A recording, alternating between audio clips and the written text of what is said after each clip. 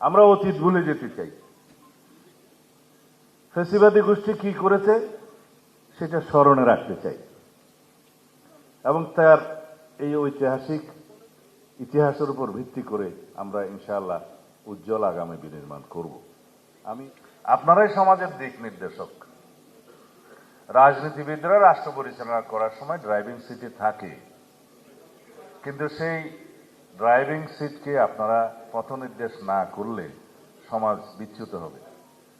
যেই দুর্ভাগ্যজনক ঘটনা হয়ে গিয়েছে গত কয়েকদিন আগে সংবাদ মাধ্যমের উপরে কয়েকটি বাংলাদেশের খ্যাতনামা পত্রিকা অফিসে প্রথম আলো, ডেইলি স্টার যেভাবে জ্বালিয়ে দেওয়া হয়েছে, পুড়িয়ে দেওয়া হয়েছে, burn down to the ground even যেটা বলতে চাই, এরকম দৃশ্য সারা বিশ্ব দেখেছে। সেটা আমাদের জন্য লজ্জার জাতি হিসাবে এটা কোনোভাবে আমরা শুধুমাত্র দুঃখ প্রকাশ করে ক্ষমা প্রার্থনা করে সমাপ্ত করতে পারবো না। এখানে সরকারের দায়িত্ব ছিল সবচেয়ে বেশি, কারণ এরকম একটা প্রেডিকশন, একটা অনুমান ইন্টেলিজেন্স রিপোর্টে থাকে সব সময় যে এই ঘটনা এইভাবে হলে যদি তারপরে কি কি হতে পারে সেগুলো অনুমান করা হয়েছে। আমরাও জেনেছি সেই ইন্টেলিজেন্স রিপোর্ট, কিন্তু সেটা আমলে নেওয়া হলো না কেন? আইন শৃঙ্খলা বাহিনীকে বলার পরেও শুনেছি 1-2 ঘন্টা পরে তারা রেসপন্ড করেছে। সেটা কেন? কাদের হাতে আমরা এই রাষ্ট্র ব্যবস্থা দেব? এই জনগণ দিবে। তাদের নির্ধারণ করার জন্য যাদের দায়িত্ব, নিরপেক্ষ নির্বাচন করার জন্য যারা দায়িত্ব নিয়েছেন, তাদের এই জায়গায় ভূমিকাটা প্রশ্নবিদ্ধ। আমাদের নেতা জনাব তারেক রহমানের স্বদেশ প্রত্যাবর্তন উপলক্ষে যে অভ্যর্থনা কমিটি করা হয়েছে, আমি তার আহ্বায়ক হিসেবে দায়িত্ব পালন করছি। এটা আমার জন্য গৌরবের। কিন্তু এটাকে এমনভাবে আমরা বাংলাদেশের মানুষের কাছে উপস্থাপন করতে চাই যেন বাংলাদেশের গণতন্ত্রের খুঁটিটা শক্তিশালী হয় তার প্রত্যাবর্তনের মধ্য দিয়ে।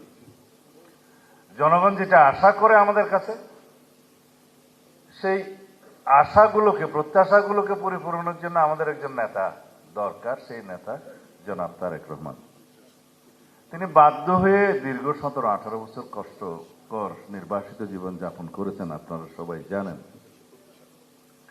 আমি নিজেও 9.5 বছর নির্বাসনে থাকতে বাধ্য হয়েছি। তিনি আসবেন, সারা জাতি অপেক্ষমান। তার এই প্রত্যাবর্তনকে আমরা গণতন্ত্রকে শক্তিশালী করার জন্য কাজে লাগাতে চাই। ব্যক্তিকে শক্তিশালী করার কোনো উদ্দেশ্য আমাদের এখানে নেই। নেতৃত্ব অবশ্যই থাকবে, কিন্তু ব্যক্তিতান্ত্রিক, স্বৈরতান্ত্রিক করার কথার কোনো প্রচলন আমরা করব না। এটা আমাদের অঙ্গীকার।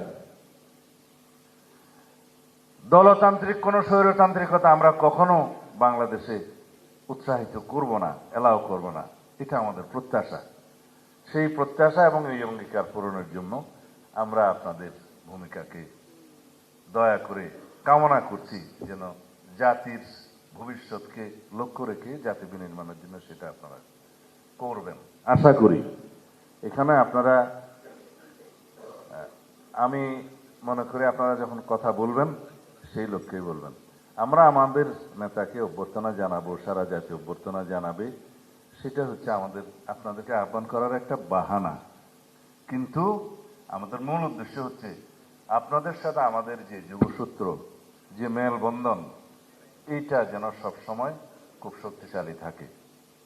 এই এডহেশন বলি বা কোহেশন বলি, যা কিছুই বলি, সেটা করার দায়িত্ব আমাদের চেয়ে আপনাদের বেশি। যদি আপনারা রাষ্ট্রের প্রতি, সমাজের প্রতি এবং সংস্কারকৃত সমাজ নির্মাণের প্রতি যদি আপনারা প্রতিশ্রুত থাকেন, ইনশাআল্লাহ যদি রাষ্ট্র পরিচালনার দায়িত্ব জনগণ দয়া করে আমাদেরকে অর্পণ করেন, তখন আপনাদের কাছে আমরা এখনই এই প্রত্যাশা দিতে পারি যে আমাদের সহযোগিতা থাকবে সর্বোচ্চ। আমরা অতীত ভুলে যেতে চাই। ফ্যাসিবাদী গোষ্ঠী কি করেছে সেটা স্মরণে রাখতে চাই এবং তার এই ঐতিহাসিক ইতিহাসের উপর ভিত্তি করে আমরা ইনশাআল্লাহ উজ্জ্বল আগামী বিনির্মাণ করব।